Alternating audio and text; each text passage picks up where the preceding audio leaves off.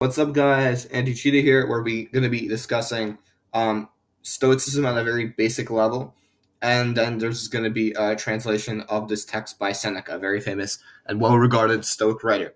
So, anyway, starting off, so the early Stoic philosopher, which was representative of the post-Aristotelian schools, viewed knowledge and its pursuit not as ends in themselves, but as a means to understanding the human condition in a time of transition. I know that doesn't make a lot of sense, but this is regarded as the Hellenistic age.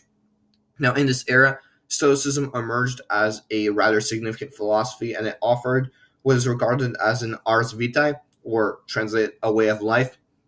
Now, as a Hellenistic philosophy, Stoicism provided accommodation for individuals which navigated a world that no longer reflected a sort of uniform and ordered society.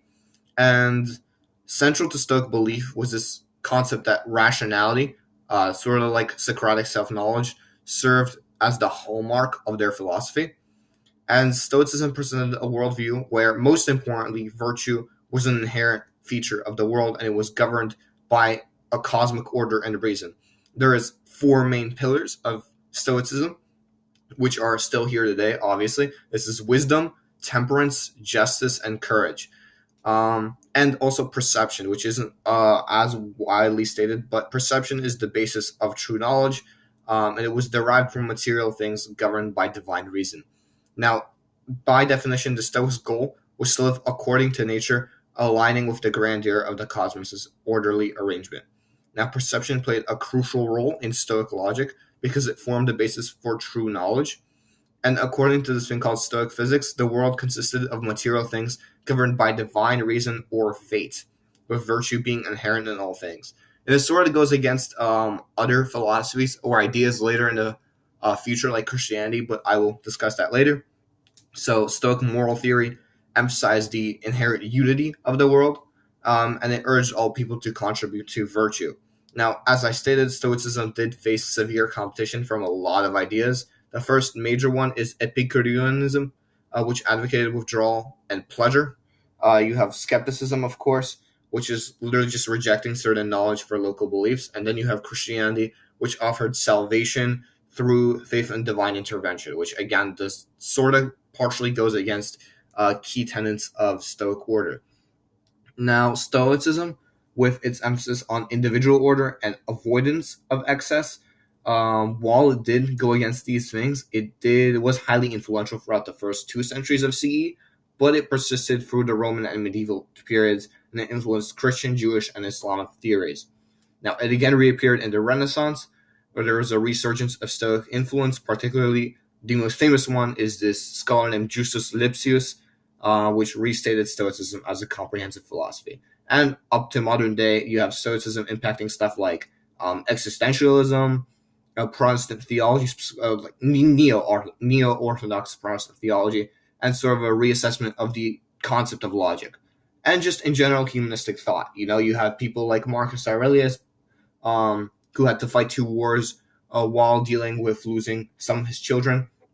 And you have people like Nelson Mandela, who read his papers while in jail, and after leaving prison, sort of pioneered this peace movement, partially in respect to Stoicism. Now, some key figures which pioneered this, you have Zeno, you have Seneca, which we're reading today, and yeah, and of course Marcus Aurelius. And later on, you have people like Justus Lipsius, Cleanthus, and Chrysippus. Okay, now this is a text by Seneca that I quickly want to read. So, as I said, he is one of the pioneers of the Stoic movement during this time. Not the first, but he did play a really important role. And he has these moral letters to Lucilius, which, while are not all necessarily Stoic, most of them are imbued with very, very like hardcore Stoic values that are pretty easy to identify. Now, I'm not going to be reading all of his letters because they're pretty long. I'm not going to be reading it in Latin. I'm literally only going to be reading the translation from Perseus. You guys can follow along. Yeah, okay. So, thus behave in this way, my way, my dear Lucilius. Set yourself free and gather and preserve the time which until now has either been taken away from you or snatched away or slipped from your hands. Believe for yourself that this, as just I write that time, is stolen from us, Some are withdrawn secretly, and some slip away. The foulest kind of loss is that which is due to neglect. And if you are willing to pay close attention to the problem, you will find that the largest part of our life will be while we are doing bad things. The largest part when we are doing nothing, and the rest of our life doing something that we shouldn't. Um, Again, fairly simple. Essentially, this concept that some things are out of your control and you can't really do anything about it. And he stresses this a lot in his letters to Lucilius. Is this sort of inevitability of controlling certain aspects of life.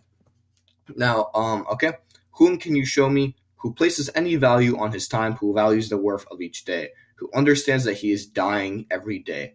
For in this we are mistaken that we look forward to death. A great part of our lives has now passed. Whatever time is past, death holds in his grasp. Therefore, my dear Lucilius, do as you have said you do, hold every hour in your grasp. Thus it will be that you will depend less on tomorrow if you take hold of today. Now, we're just gonna have one quick part, but some just notes on this. So he mentions death and how every single time you move closer and closer to death, and this is rather interesting because logistically, a lot of people critique Seneca because as soon as he got into a mildly difficult, not mildly, as soon as he got into a difficult situation, he slit his wrists and he killed himself. He committed suicide.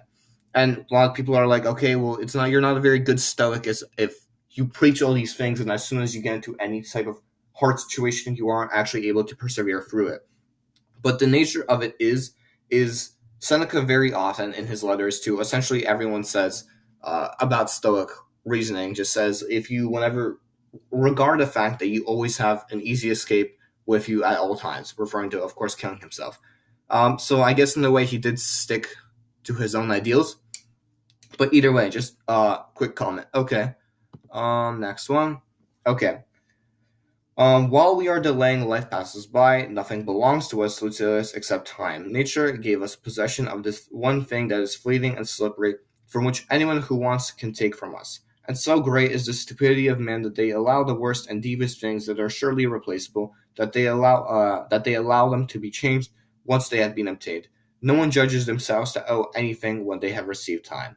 Now time is the one loan which even a grateful recipient cannot pay. Yeah, okay, that's essentially it. That was the reading of Seneca. Again, not necessarily uber hypocritical Stoic writer, but he did have some interesting concepts which he did go back later on in the future of his life, especially with his later suicide with him, slitting his wrists. Anyway, bye guys.